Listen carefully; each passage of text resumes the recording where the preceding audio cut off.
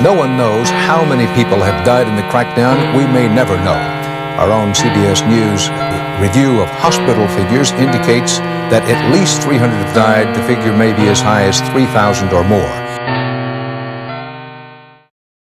Deng Xiaoping is frequently credited to have been the most productive leader of China since the founding of the People's Republic of China in 1954, overshadowing Mao Zedong, the previous leader of the PRC. Remembered by the world today as a tyrannical dictator who resulted in the deaths of millions, Deng, on the other hand, has been praised internationally as the man who brought the People's Republic of China into its modern stage of rapid growth and accelerated development. There may be no doubt about at least one of Deng's feats. He brought industrialization and agricultural growth into the urban areas of China extremely rapidly, especially when compared with the considerable lagging of the agricultural development in China's first 5 year plan, or the disruptions in the second 5 year plan, also known as the Great Leap Forward of Mao Zedong. Due to the incompetence of Mao Zedong, who instigated the failed Four Pests campaign and the ineffective backyard burnings of metal in the Great Leap Forward, Deng Xiaoping's atrocities are often overlooked, and his administration is seen for the first time in the more recent Chinese history as a step in the right direction. This perception of Deng Xiaoping is in complete error.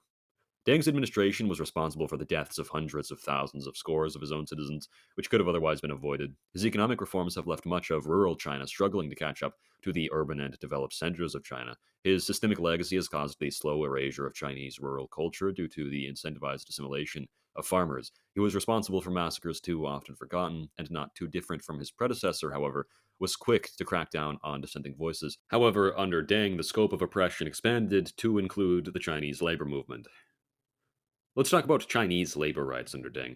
There have been multiple different versions of the Constitution passed within the PRC in 1954, 75, 78, and 82.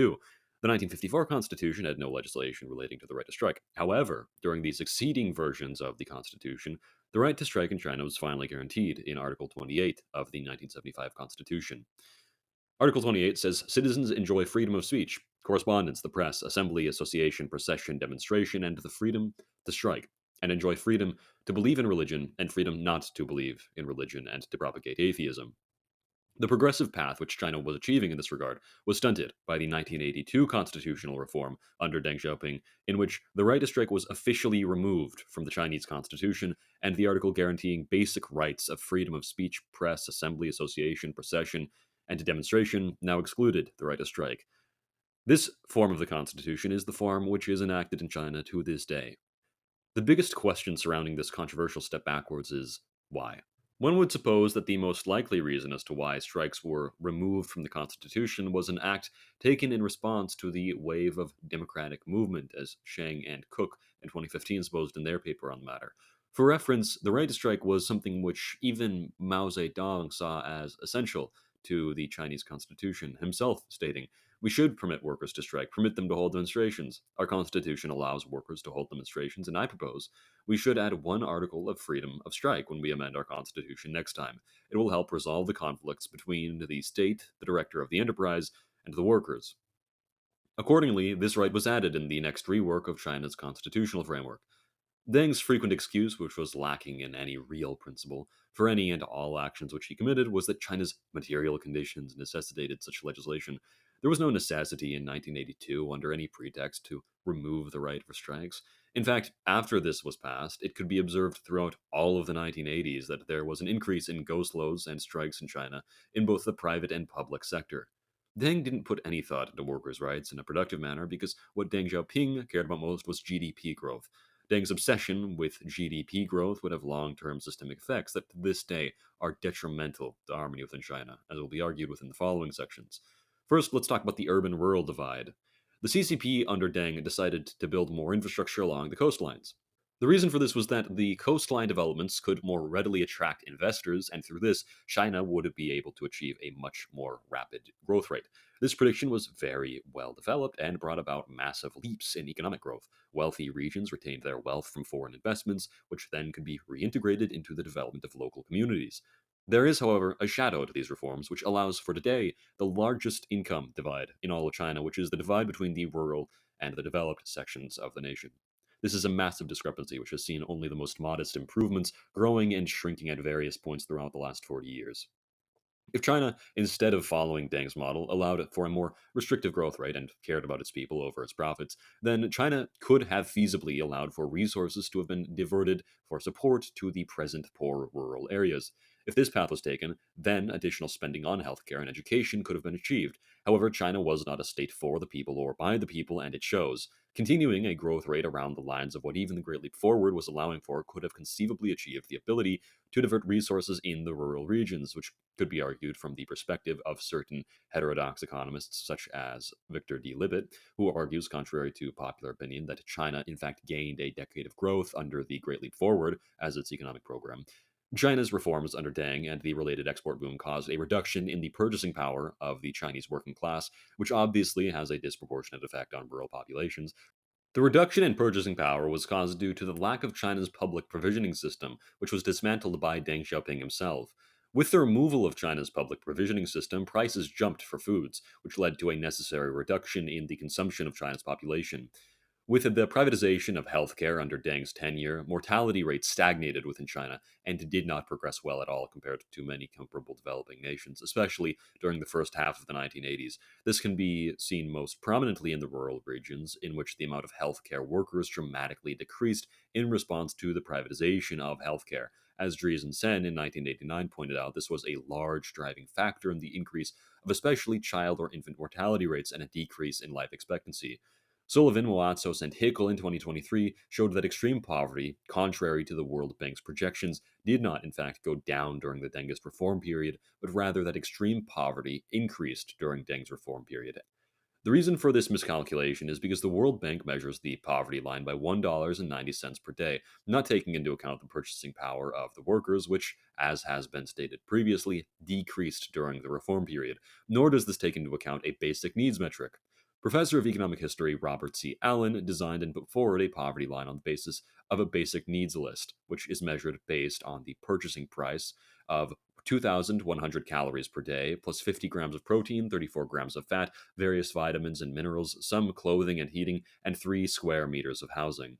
Based on Allen's basic needs poverty line, we find that China's poverty rate would have been 68% in 1995, an all time peak throughout the last 15 or more years prior to that point.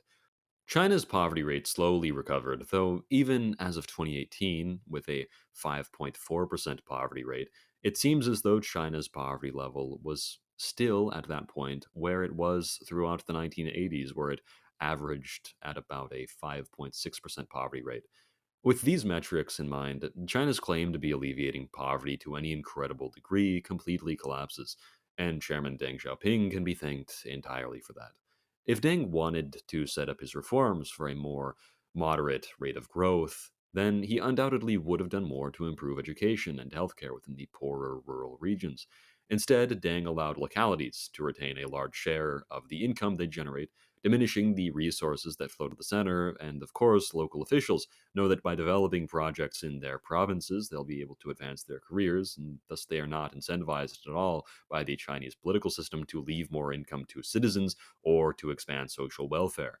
Because of this, now the government has less money for social welfare as well as less money to support the poorer rural regions, even if they really did want to. Accordingly, little oversight in regard to resource allocation leaves the door open to intense corruption.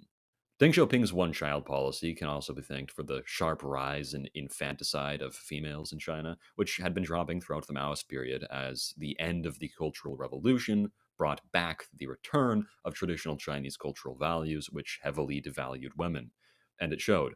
Millions of infant females were killed by their parents over the course of decades, as men were and still are favored in Chinese society.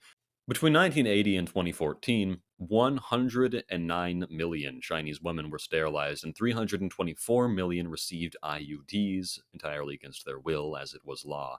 This cruel reality may be seen by many as a necessity, as the track which the Chinese birth rate was on, many may argue, was going to create a food shortage due to overpopulation. This is false. As noted by Hesketh in his study on the one child policy, the voluntary education programs such as Late, Long, and Few had already succeeded in the decade prior to the one child policy of Deng Xiaoping in reducing the fertility rates from 5.9 children per woman to 2.9 per woman.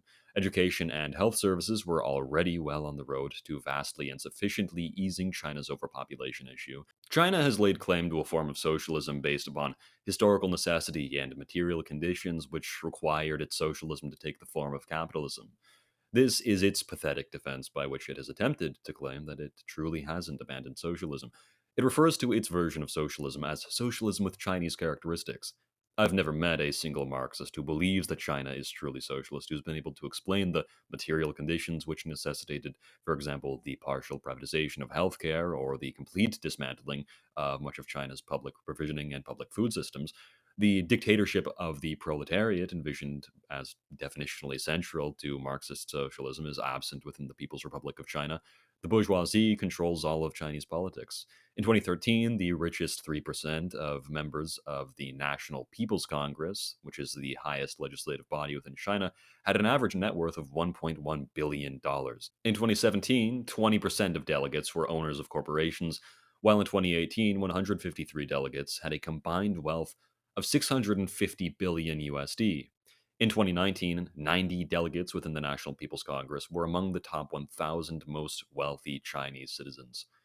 Any idiotic whinging which claims that the National People's Congress's subjugation to the so-called Communist Party makes China socialist is silly. The CCP's leadership is just as comprised of members of the bourgeoisie and career politicians as the National People's Congress is. Xi Zhongjun, the father of Xi Jinping, the present president of the PRC, was a career politician in power since the 1950s, when he first became the first Secretary General of the State Council. Any statements which profess that China is simply discovering its own way to socialism are blinding themselves to the reality which we have watched for the last 4 decades unfold in China as it pursues more and more neoliberal reforms. Deng himself wasn't quite sure what socialism was supposed to look like, as pointed out by Mao Zedong, who stated, "This person does not grasp class struggle. He's never referred to this key link. Still, his theme of white cat, black cat, making no distinction between imperialism and Marxism, he does not understand Marxism-Leninism. He represents the capitalist class." Deng was more than willing to admit that he had absolutely no clue what he was supposed to be doing in developing the Chinese socialist project on more than one occasion, stating, "Our basic goal to build socialism is correct, but we're still trying to figure out what socialism is and how to build it." Deng Xiaoping showed his allegiances to the capitalist order in his rehabilitation of capitalist rotors such as Liu Shaoqi, who believed that an exploitative, parasitic, and wealthy peasantry was necessary under socialism, stating, "At present, exploitation saves people, and it is dogmatic to forbid it. Hiring of farmhands in industrial farming should be left to take their own course. It is good if some rich peasants should emerge as a result. Our policy to preserve the rich peasant economy is not a temporary measure, it is a long-term measure." Liu Shaoqi was the second chairman of the People's Republic of China and had staunch disagreements with Mao Zedong in many respects, who did not hope to see the capitalistic and pragmatist reforms which Liu had in mind, highly mistrusting him, leading to him being purged during the Cultural Revolution, as Mao Zedong was well aware that Shaoqi's pragmatist faction would eventually lead China back down the road of capitalism. Deng, however, fell completely in line with Liu's ideology and believed that the rehabilitation of Comrade Liu Shaoqi is a major matter, and we have handled it very well. Deng was frequently hesitant to consider capitalism as something which ought to be denounced, choosing to reply to the Italian journalist Oriana Fallaci, who asked him whether or not capitalism is not all that bad, with, "We must distinguish what is capitalism. Capitalism is superior to feudalism.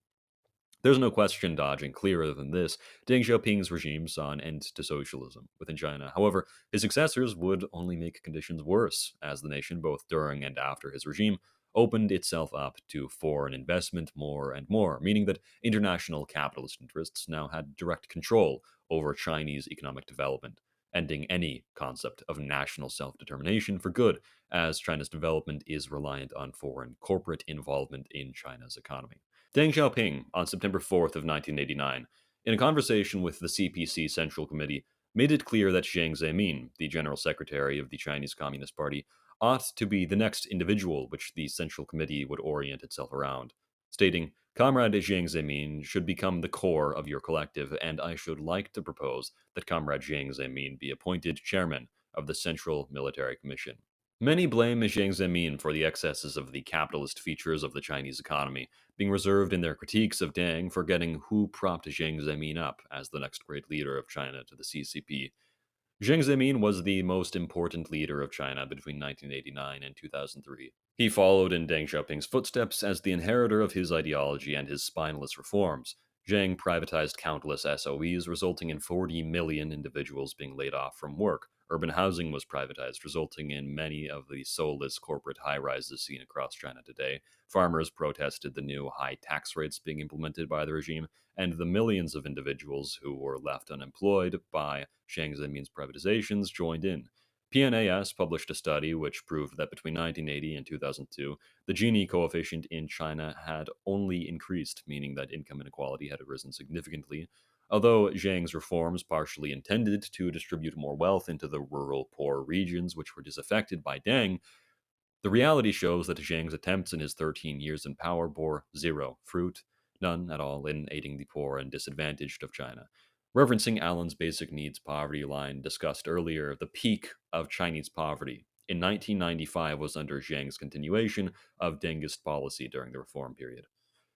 Deng Xiaoping's legacy is that of a crude developmentalism, which led to the detriment of the people of his nation.